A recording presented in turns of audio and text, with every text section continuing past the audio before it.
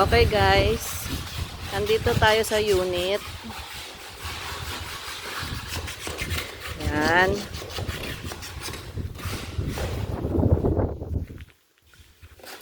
Ayan. Ayan, naglilihan na si Habi. Yan, medyo mataas-taas siyang lilihahin niya. Akyat muna tayo. Yan. Actually guys, pwede naman namin to papintura sa iba. Kaya lang naisip namin, kami na lang ang magpintura. Kasi masaya yun, kami magpipintura. Total may spare time naman kami tuwing tanghali. Kaya kami na magpipintura. Pero yung ibang gagawin dito, like yung rooms dito sa taas, dalawa, at saka pagta-tiles at everything. Yun, kinontrata na namin yun. Kasi, since marunong magpintura po yung hobby ko, kaya kami na magpipintura. Okay? Let's start the process. Yan, bali, ito yung una namin gagawin. Magkikis-kis kami ng powder.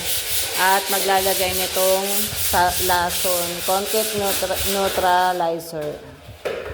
So, bali tatlo ito. Ilalagay namin sa powder. Yan, kaskasin muna.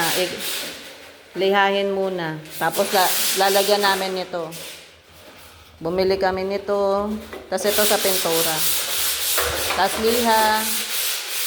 5, tapos may dala lang kaming tape para ilalagay namin sa sa mahabang kahoy kasi mataas yung dito sa unahan. Yan, mataas siya. Taas yung ceiling. Okay. Okay guys, walis na tayo ng alikabok na pinaglihahan ng pader. Ayan, makinis na ang mga pader. Nagpapahid na kami ng lason sa pader. Yan. Wala naman siyang amoy. Ay, tambay muna sa labas. Ang hangin dito sa labas. Papahid na kami ng lason. Ganda dito sa pwesto namin guys. Kasi hindi siya natatapatan ng araw.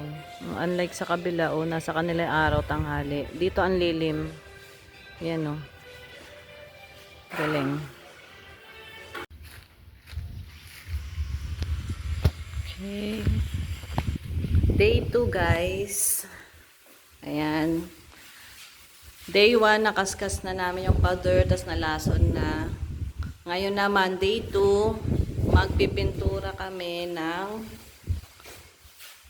flat white lang. Flat white. Yan. Flat white. Start kami sa taas. Yan. Para bago mag-start yung paggawa-gawa dito ng mga rooms, may pintura na yung mga pader. Tapos tsaka namin yan pipinturahan ng glossy pag tapos na lahat ng gagawin. Di pa kami makapag-start ng paggawa ng room kasi hinihintay pa namin yung pagpapakabit ng kuryente. Wala pa. Tsaka tubig. Pintura-pintura muna tayo ng flat white. Yan. First coating. Okay guys, day 3 with my family. Naman kami na first coating na namin, second coating na for today. Let's start.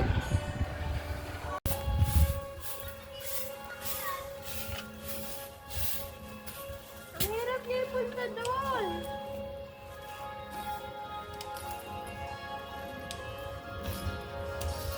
Inardi na ito ng mga nagtrabaho dito. Kaya hindi masyado malabo ang damo rito. Pagod na. Tira mo na, tigil.